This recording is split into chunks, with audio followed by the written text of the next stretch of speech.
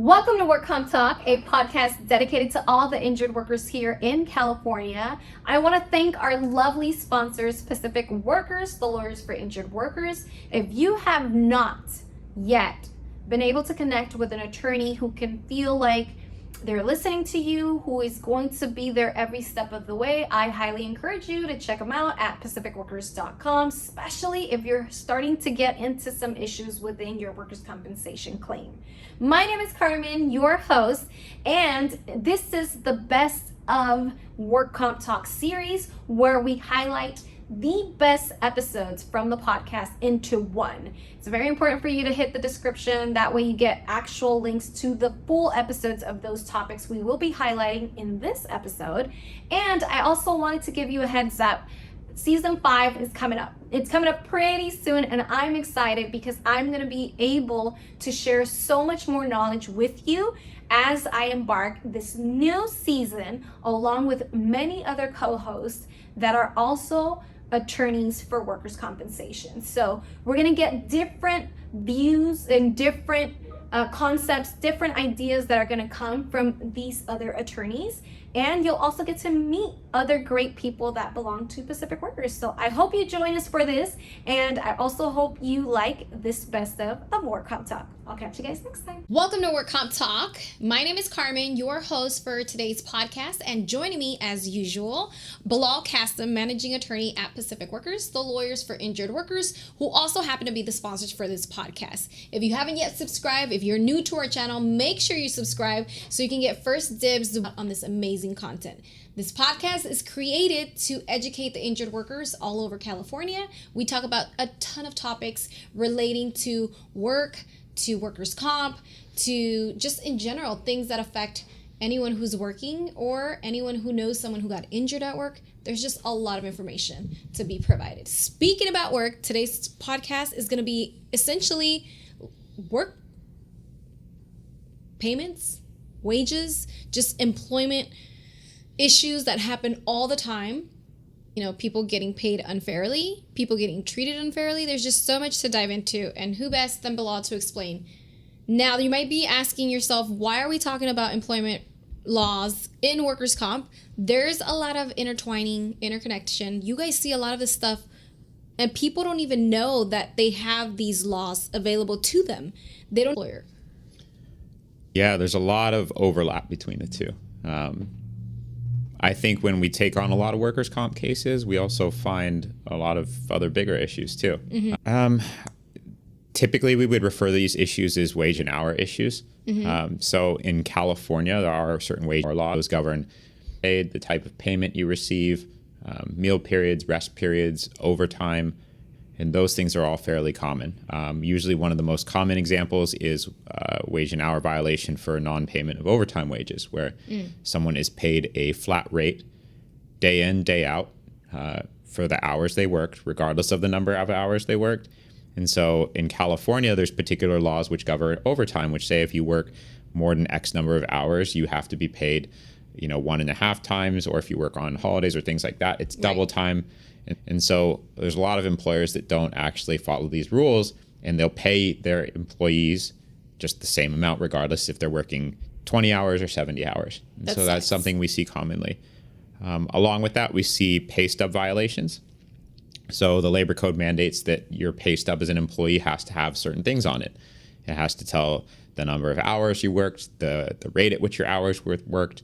There's common things you'll see as a California employee for things like Medicare, Social Security, state disability insurance that are all line item deductions on your pay stub. That pay stub is supposed to be provided to you with every paycheck you receive. That alone, you hire an attorney to go after your employer for that. Meal periods and rest periods. If you are working a certain number of hours, you're entitled to rest breaks as well as a minimum of a half hour. And I think most people just don't know what the law is, right? And exactly, that's it too. You just don't understand. If you maybe go and you research something on the internet, or like your friend's like, hey, do you get paid overtime? And when you're working 70 hours a week, and you go and you ask your boss, like, hey boss, do I get paid overtime? And your boss is like, no, you're not entitled to that. Like, what are you gonna do? You're gonna be like, okay, my boss said I don't get that, so I don't get that. Most people, I think, are just kind of ignorant to it. Yeah. But there's also a power dynamic as well. Maybe you have a job that's you're getting paid good money, I'll bet illegally, maybe you don't want to rock the boat because you're like, oh, well, shit, if I make this, if I complain, I'm going to lose this job. And then where else am I going to make, X dollars? Correct. Which is a problem. And I think also too, there's the component to it where, maybe it's a situation where it works till it doesn't. So maybe you actually like the setup. Maybe you like the fact that you get paid. And it was a California Supreme Court case. I can't remember exactly when it was. I want to say it was 2013 is when this case came out. I could be losing it, but I'm pretty sure that's when it came. And that really addressed the question of what was the employer's responsibility. And essentially it clarified the fact that the employer needs to give a reasonable opportunity. Otherwise, one, I'll lose my job, or two, I don't have the same rights. That's not the case. You're working for any employer here in California or in the United States for the most part.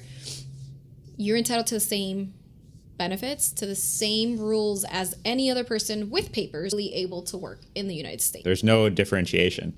And the reason for that is there's a huge burden placed on the employer that it's the employer's responsibility to vet whether or not someone's lawfully allowed to work in the United States.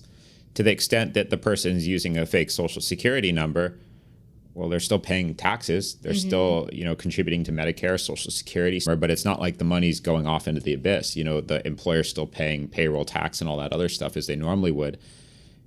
And so you can't just say, well, you were using a fake Social Security number, so you don't get anything. Of course, someone who doesn't have a Social Security number and the employer knows they don't have a Social Security number, that they're not lawfully allowed to work here, they don't have a work permit or anything else, that's on the employer. Because you knew damn well what you were doing, right? You thought that you were going to hire this person. They weren't legally allowed to work here. So you had the power over them to abuse them, pay less than market rate, to not give them meal periods, not pay them overtime. And now you want to be upset about the fact that they're suing you for, wage and hour time violations or they're pursuing a work comp case because they got hurt and you're trying to say they weren't an employee. We see that, unfortunately, and the employer is absolutely at fault for that. For the person who's engaging in fraud or unlawful conduct, the fact that they are entitled to those benefits, whether it's workers' comp or wage and hour stuff, does not absolve them of the fact that they may face legal repercussions if and when they're ever caught. But that would be an immigration issue. It wouldn't be something that would typically come up in a workers' comp case or an employment law case. So, question number 1, and these questions are all, again, coming in from social media accounts. So if you haven't yet followed us on social media. So, here's the first one. What do you do when the problem seems to be your attorney in your workers' comp case or the assistant attorney? So that depends. I would say, really evaluate whether or not the attorney is the problem, or it's the system or the doctor or the adjuster or something else. Oftentimes in workers' comp, we have limited resources available to us as attorneys to troubleshoot issues that come up. And so oftentimes it may seem like maybe you're working against your attorney when in fact your attorney is working with you. It's just not going your way because there's roadblocks in the way. And so I think really taking the time to understand what's going on in your case, you can always terminate your attorney. You can fill out what's called a dismissal of attorney form and a substitution of attorney form, and you can hire a new attorney. And you don't have to pay out of pocket to that attorney that helped in the first case just because you're dismissing him. I think most of the time we've noticed too, even with clients that we've had in the firm, they believe that the attorney is against them, when in fact it's just the way the system works, the amount of time it takes to get things approved, the games that the insurance company plays to kind of just get you tired of the system and hope that you end up just quitting your case altogether and they can save themselves some money. But ultimately, having a conversation with the attorney could definitely help. How many checks do you get with the CNR? Sometimes it's 2, sometimes it's 1. It depends. Let me ask you this. How often do these injured workers receive the check on day number 29? 29. Actually, I would say more often than not, it's quick. A lot of times they want to issue payment quickly because there's substantial penalties if they're late, even one day. And so I think more often than not, presuming that the insurance company actually gets notice that the settlement's been approved and they have an obligation to pay, usually they pay within like 2 weeks. They're usually quick because they only have 30 days by law to pay you. And most of the time they don't want to risk being in a penalty situation. All right. So this next one is actually, we have a couple of videos within our YouTube channel that kind of explain how to fill certain mileage forms, how to sign documents, etc. And this is in particular to one of the videos that we have in regards to logging your mileage for mileage reimbursements. And people want to know, these mileage forms are set for you to kind of go from your home to the doctor's office. How do you then calculate when you need to go from your house to the doctor, from the doctor to your job, or from your job? Like, how does that work? You do your round trip mileage. So any settlement. Explain. Yeah, any settlement you get in workers' comp is a potential lien issue against the third party. So whenever there's a third party that's negligent for your injury, whether it's a simple negligence case in an automotive accident, or it's a products liability case for defective manufacturing or safety issues, the work comp carrier is going to want their money back for what they paid for injury. Because their thing is like, look, dude, we didn't cause this. It was this person or company over here that messed up and caused your injury. We want our money back. Right. And so they'll file an intervener in your civil case to get their money back. And so if you receive a settlement in workers' comp, whatever they're paying you is just adding to the tab, basically, that they want their money back. And follow us for more information. Joining me today is Bilal Kassem. He is the managing attorney at Pacific Workers. And we have an interesting topic today to discuss, and that's an overlap of workers' comp benefits within the state and federal benefits here in California. There's a ton of questions that a lot of injured workers have, Bilal, and it's, what can I get from workers' comp benefits that also comes hand into hand with anything that, you know, the state might be able to also give me? Can I not take both benefits? Let's just dive into it and kind of figure out what's what. Sure. So workers' comp generally provides two types of benefits, right? It's medical care, which is compensation for your lost wages, as well as permanent disability. And usually when people are injured, they have potential other benefits that are available to them as well, depending upon what's going on with them personally and professionally. So the state also has what's called Medi-Cal and also state disability. And the federal government also has programs for Medicare, Social Security, and Social Security disability. And generally, these types of benefits are also supposed to be covering things like lost wages for your inability to work and medical care that you can't pay for. These come up a lot in cases. Some people are on these benefits before they get injured, and some people go on these benefits after they're injured. And times it comes up in these cases, what are you supposed to do if you're receiving workers' comp, and can you receive other benefits at the same time? It largely depends on what type of benefits you're actually receiving. So, for example, someone may be on Medi-Cal, which is California's sponsored medical plan, if you are considered low income, meaning that you can't afford medical care premiums through insurance companies, and so you're on the state-provided benefit. And so having Medi-Cal doesn't necessarily conflict with your ability to receive treatment and benefits through workers' compensation. Medi-Cal, which is essentially benefits for people that are considered on Social Security retirement who are, 65 or older. Right. Our federal government is a lot different than our state government in the sense that Medicare does not want to pay for stuff they don't have to. And so oftentimes, if you have a Medicare payment during a workers' comp case, it's called a conditional payment. Medicare wants their money back. In addition, if you receive a settlement that includes the value of future medical care and you are a Medicare recipient, Medicare makes you put together what's called a Medicare set-aside, which means that a portion of your settlement that's allocated for medical care has to be used only for medical care, and you have to exhaust that money before Medicare will actually cover the medical care for your injured body parts. Wow, that's you're injured at work. Your employer is legally obligated to have workers' compensation insurance to pay for your medical care. And so why should we, the federal government, be responsible for picking up the tab? Right. The government essentially wants to ensure that the money you receive for them is adequate to protect their interests so that you don't burn through the cash and then go to them to pay for things.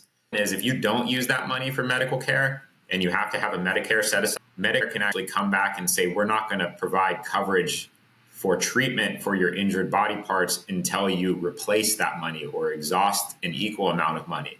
Usually in those cases, we do a Medicare set aside. The money's managed by, you, the injured worker. You get to use it as you need. Medicare essentially doesn't allow you to receive a settlement, take the money and use it for something else, and then ask them to pay for everything. Other type of benefits, the financial component's a little bit different as well. Does you using your medical benefits when you are getting screwed over, that come back and bite you in the butt somewhere down the line in your case? No, not really. Usually it's the insurance company that's going to pay back Medicare. For they file what's called a lien, which means that they want a repayment of the money that they've spent to cover your medical needs for your work injury. And typically that's resolved as part of the case, so that the injured worker doesn't have to worry about disability. In California is a big one that comes up a lot. You pay into state disability as a deduction from your paycheck, and it's kind of like your piggy bank with the state in case you are ever unable to, for whatever reason. Usually it's for non-industrial stuff. Develop cancer or something and you had to go off work and you don't have a long-term disability policy, you'd be able to dip into your state disability insurance to help float your wages while you're off. Usually state disability comes into play when you have a denied workers' comp case. The idea being that state disability doesn't pay for workers' comp, but if your case is denied, it's technically not workers' comp. And so they'll pay you. But when your case ultimately gets picked up and accepted or there's a settlement, California wants their money back because they say, hey, we paid for this. This is a workers' comp. You got a settlement or it got accepted. We shouldn't have had to foot the bill for this. This was the insurance company's responsibility. And usually, again, that's a lien that's dealt with and paid for by the insurance company. You can't receive temporary disability and state disability at the same time. If you did, that would be your responsibility to pay it back. But the overlap is typically there because there's cases people need the financial means to care for themselves, and usually if the insurance company isn't paying or they don't have a long-term disability policy, that's their only means. Interesting. Which is different than Social Security. Social Security, you can receive that either because you've contributed to the system or you're actually unable to work. And, it's a medical condition that's put you in that predicament, whether it's, non-industrial, meaning, it had nothing to do with your work injury, or it's related to your work injury, which can come up in workers' comp cases. And so Social Security disability, there's considered offsets for permanent disability. The idea being that if there's a work comp injury that's contributing to your inability to work, which is part and parcel of why you're receiving Social Security disability, why should you be paid both by the government as well as the insurance company? And so there's an overlap in benefits there. And Social Security disability is only lasts till age 65, at which time it's converted to Social Security retirement. So we do something in workers' comp called a Hartman formula. And what we do to kind of offset the offset is that we take the value of their settlement, the permanent disability, and we amortize it over the injured worker's lifetime expectancy rather than just the age of 65. The idea being that if you spread the payments out at a lower rate, that it won't offset their Social Security benefits as much as it, within a shorter period. Yeah. And you can't have Social Security, I believe it's 80 or 85%. You're earning your combined rate for your work comp and Social Security can't be above that.